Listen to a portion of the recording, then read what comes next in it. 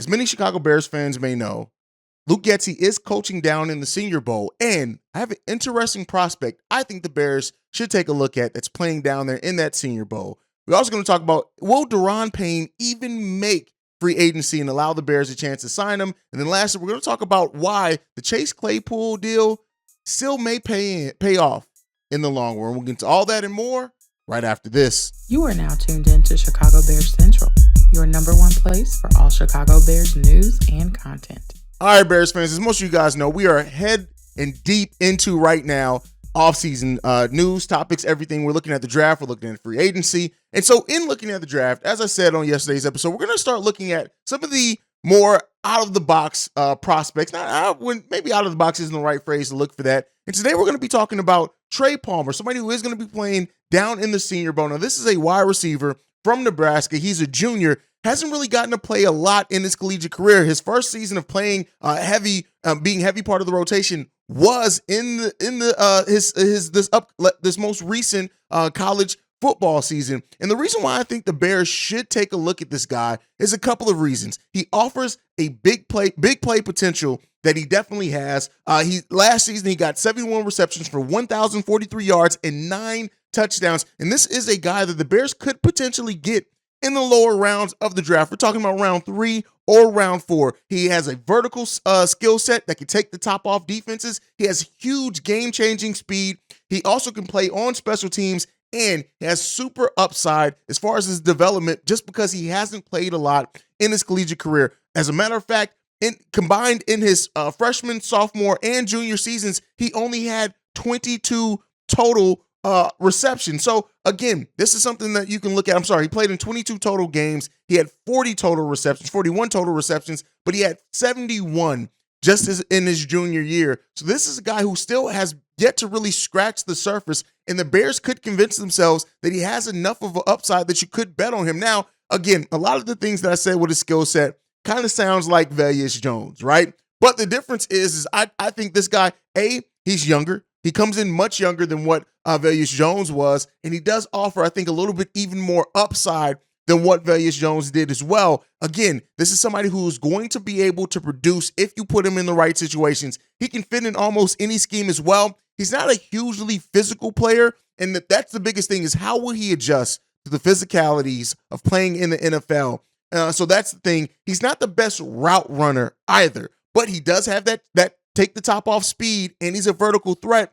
And again, with that, he plays and wins in the slot. So this is a guy who can come in, right, and play in the slot and immediately make an impact, I feel, on the NFL level. Now, he may not be able to get a chance in his rookie year, but again, this is a guy that I look at and I say that the Bears could absolutely draft in the later rounds. Right now, he's slated to go at over 100, right? I think he's slated to go about 150th in this draft in most mocks. So this is a guy that the Bears absolutely could take a look at, and it could pay off in the long run for the Chicago Bears. Now, again, that's not necessarily to say that he is going to be able to hit that. He's going to be that for sure. But this is a guy that I look at and say the Bears could get in round 3 or round 4 if things do shake right. And if he's on the board in the 4th round, depending, again, most of this is dependent upon whatever the Chicago Bears do in free agency. If they go out, they shore up that slot position. If they do acquire a wide receiver in free agency through trade or whatever else, they may not look to do a wide receiver in this draft. But if the Bears are still looking for a wide receiver to kind of shore up that core without drafting high into that draft, Trey Palmer is definitely a player that I would love the Bulls to take a look at. Played in the Big Ten. We know what he can do. So I really look at that, and I think that he has the upside that you want in one of those lower picks. He's really a high upside, kind of a low risk guy because at bare minimum, he does project to be a special teams player in the NFL. Now, again, like I said, some of that skill sets overlaps with Velus Jones, but again, I don't think Velus has shown anything that you surefire don't look to maybe upgrade from him, especially if you're doing it lower in the draft. So, it depends. It's going to be completely dependent upon what the Bears do need when we get to that point in the draft and what they've done in free agency. But I do think that this is a guy that should be looked at. Not many people have the combination of speed and size that he does have. Yes, he's only 6'1". He's not the super huge target, only 190 pounds. You do want to see him put on probably a little bit more weight and muscle just to deal with that physicality. But I look at him as a guy averaging 14.69 yards per reception. This is a guy I could definitely see our Chicago Bears drafting, and a guy that I see could maybe surprise and turn some heads if he's put in the proper situations and can grasp the offensive scheme and game plan of the Chicago Bears. So again, just somebody I wanted to throw out there as we head towards the Senior Bowl, and we'll see what can do. Luke Getz is going to get to take a close-up view of him and look at these prospects. So while everyone may not know Trey Palmer's name, don't be surprised if that name ends up getting called. And hopefully the Chicago Bears are the one that's calling it. Now, moving on to the next topic today, one of the biggest offseason targets for many Bears fans have kind of zeroed in on and hope that the Bears go after is Da'Ron Payne. And the biggest question here is if he is even going to hit the free agent market. Now, there is speculation that he can get about $20 million per year, maybe closer to $21, $22 million per year. And the biggest question is, are the Washington Commanders going to be willing to pay that, considering Jonathan Allen is already getting $18 million per year? So looking at Da'Ron Payne and Jared Allen getting paid about $40 million combined, it's a big question on if they're going to do that and give him a long-term extension. Now, the reason why I say that, even if they aren't going to give him an extension, that he may just not hit the free agent market, is that it is a possibility that they do franchise tag Payne. Now, if that does happen, that's a one-year deal. We'll see what it does for him. And that gets to them to hold on to him while paying him a little bit less, at least for a season or more. So we'll see what happens with that. But I do want to talk about that prospect. I think a lot of Bears fans is kind of zeroed in on Payne, and I understand why. Bringing in a veteran to shore up that defensive line, and that also could free up what the Bears decide to do with this number 1 overall pick, and maybe not go after Jalen Carter, things like that.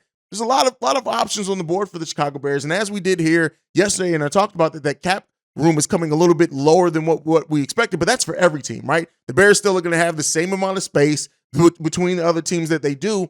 Will the Bears be willing to give Payne that level of contract? Ryan Poles, at least in his first season, was hesitant to attach long-term money, but we all knew that was to maintain and save the cap space for this upcoming season. So if Poles does look to make his move in this offseason, that $21 million for Da'Ron Payne could absolutely be what separates and makes the Washington Commanders just not be able to match that deal. But again, that's if he hits free agency. There is a possibility that he may not hit the free agent market, that the Commanders don't even allow that. And if they do, we may see the Bears pivot and maybe then focus on what they need to do in the draft with one of those projected to be generational talents on that defensive end. So just something that I wanted to talk about. Now, to end this show, Mel Kiper recently said that the Bears trade for Chase Claypool could very well still pay off.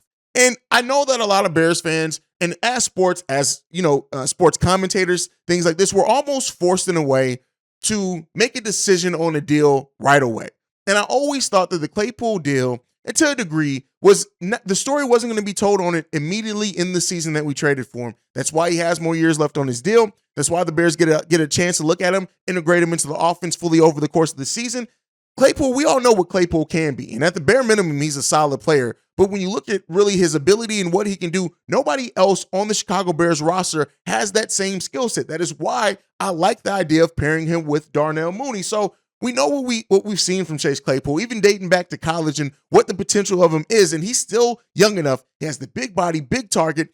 He's going to be a weapon for Justin Fields. And I know a lot of Bears fans, we write the story early. And that's not an indictment on Bears fans. Every single sports fan base, every fan has done it or continues to do it. It's just is what it is. That's what we do as sports fans. We look at deals, we make our knee-jerk reactions, and we make the determination on if we like the deal or not immediately. And with Chase Claypool, yes, we didn't get from him what we expected in getting from him when we initially traded for him. But just in being realistic, and as we're talking about other wide receiver prospects and things like that, it was always going to be, we weren't going to see the best version of Chase Claypool in this offense until next season. It was always going to be that case, no matter if Claypool did show some flashes in it after he got traded to the Bears or whatever else. We weren't going to see the final product of what it looks like pairing him with Justin Fields, Darnell Mooney, Cole Kmet. We aren't going to be able to write that story until next season and really take a look at what that's going to look like